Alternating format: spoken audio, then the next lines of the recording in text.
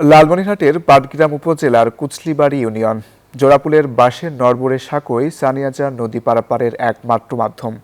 তাই ঝুঁকি নিয়েই প্রতিনিয়ত এ এলাকার 15,000 মানুষ পারাপার হচ্ছে সাঁকো দিয়ে। যে কোনো মুহূর্তে 15 ফিট উঁচু বাঁশের সাঁকোটি ভেঙে পড়ে ঘটতে পারে প্রাণহানি।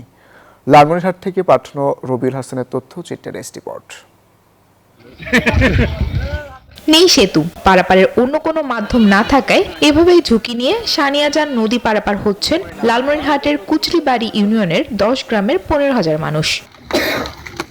স্থানীয়দের অভিযোগ, প্রায় 4 দশক ধরে সেতু না থাকায় চরম ভোগান্তির শেষ নেই তাদের। একটি সেতুর অভাবে অসুস্থ রোগীদের সঠিক সময়ে হাসপাতালে নেওয়া যায় না। ইতিমধ্যে কয়েকজনের মৃত্যুও হয়েছে। বিভিন্ন উপজেলা পর্যায়ের বিভিন্ন দায়িত্বশীল কর্মকর্তার কাছে আবেদন করেও কাজ হয়নি। টানা তৃতীয়বার অর্জন করেছে দেশের সেরা সুপার ব্র্যান্ড স্বীকৃতি বসুন্ধরা টিস্যু। বন্যার সময় আমাদের অনেক ঘুরতে যাওয়াতে হয়, অনেক কষ্ট হয় গেইতে। এই পারের মানুষ পণ্য যখন বিক্রি করে ধান পাট ভুট্টা ইত্যাদি, তখন পুরোভাবে আমরা দাম পাই না, অনেক টাকা ভাড়া দিতে হয়। জমিগুলোতে প্রচুর পরিমাণ ভুট্টা আবাদ হয়।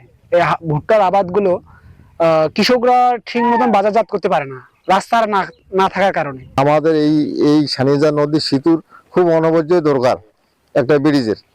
ব্রিজটি টেন্ডারিং পর্যায়ে রয়েছে। টেন্ডার পেলে কাজ শুরু হবে জানান পাটগ্রাম উপজেলা প্রকৌশলী। ওই জায়গায় একটা বাঁশের সাঁকো আছে, সেখানে আমাদের 104 মিটার ব্রিজ নির্মাণ হবে। নির্মাণ প্রক্রিয়া এখন টেন্ডারিং পর্যায়ে আছে, এপিপি পর্যায়ে আছে। এটা টেন্ডার প্রক্রিয়া শেষ হলে, ঠিকাদার নিয়োগ হলে অতি শীঘ্রই ব্রিজ নির্মাণ কাজ শুরু হবে ইনশাল্লাহ।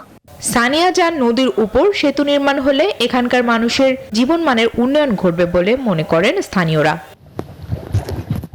Desk report, news 24।